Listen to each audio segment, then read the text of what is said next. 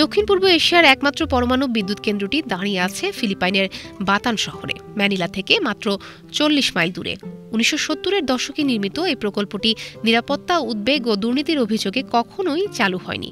৪ দশক পর আজ জলবায়ু সংকট মোকাবেলা ও জ্বালানি নিরাপত্তা নিশ্চিত করতে এই অঞ্চলের দেশগুলো আবারও ফিরছে পরমাণু শক্তির দিকে।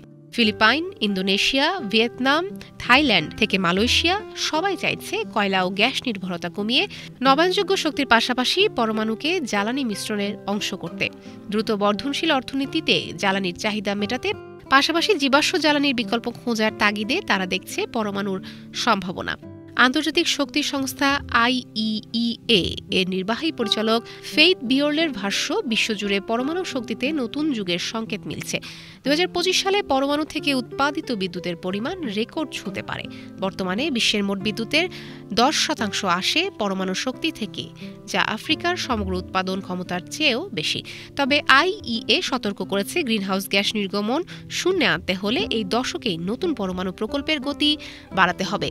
দক্ষিণ পূর্ব এশিয়া ২০৩৫ সাল পর্যন্ত বৈশ্বিক জ্বালানির চাহিদা বৃদ্ধির ২৫% বহন করবে, যার বেশিরভাগই এখনও কয়লা ও গ্যাস নির্ভর।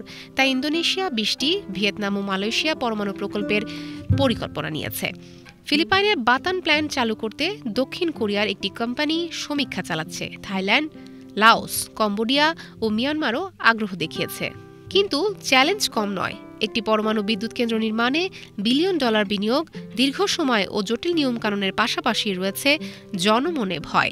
১৯৮৬ সালের চেরনোবিল ও ২০১১ সালের ফুকুশিমা দুর্ঘটনা এই অঞ্চলের দেশগুলোকে সতর্ক করেছে। থাইল্যান্ড ২০১১ সালে পরমাণু পরিকল্পনা স্থগিত করেছিল। মালয়েশিয়ার সাবেক প্রধানমন্ত্রী মাহাতির মোহাম্মদ সরাসরি বলেছিলেন, পরমাণু বিপর্যয়ের ঝুঁকি আমরা নিতে পারব না।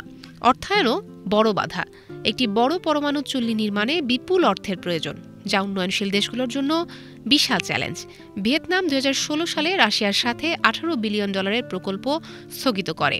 বিশ্বব্যাংকের মতো প্রতিষ্ঠান সরাসরি পরমাণু প্রকল্পে তহবিল দেয় না।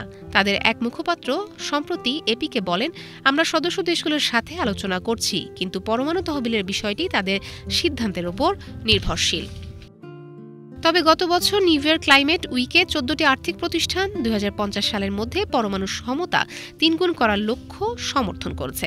বিশ্ব পরমাণু সংস্থার হেনরি প্রেস্টনের মতে, নিয়ন্ত্রক কাঠামো শক্তিশালী হলে বিনিয়োগকারীরা এগিয়ে আসবেন। প্রযুক্তিগত উন্নয়ন আশার আলো দেখাচ্ছে।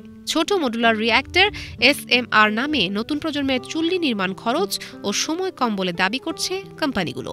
কিন্তু জাকার্তা ভিত্তিক এনার্জি শিফট ইনস্টিটিউটের পুত্র আদি গুনা সন্দেহ প্রকাশ করে বলেন, SMR এর বাণিজ্যিক সাফল্য প্রমাণিত হয়নি। মার্কিন যুক্তরাষ্ট্রে প্রথম SMR প্রকল্পের খরচ প্রতি মেগাওয়াটে $৫৫ থেকে বেড়ে $৮৯ পৌঁছায়, শেষ পর্যন্ত বাতিল করা হয়। দক্ষিণ পূর্ব এশিয়ার জন্য আরেক বড় চ্যালেঞ্জ হল দক্ষ জনবলের অভাব। ভিয়েতনাম অনুমান করছে তাদের পরমাণু কর্মসূচি পুনরায় চালু করতে ২,৪০০ প্রশিক্ষিত প্রকৌশলী ও বিজ্ঞানী প্রয়োজন। দেশটির শিল্পমন্ত্রী নিউয়েন হং ডিয়েনের কথায়, এটি শুধু প্রকল্প নয়, ভবিষ্যতের জন্য একটি সম্পূর্ণ ইকোসিস্টেম গড়ে তোলার প্রশ্ন।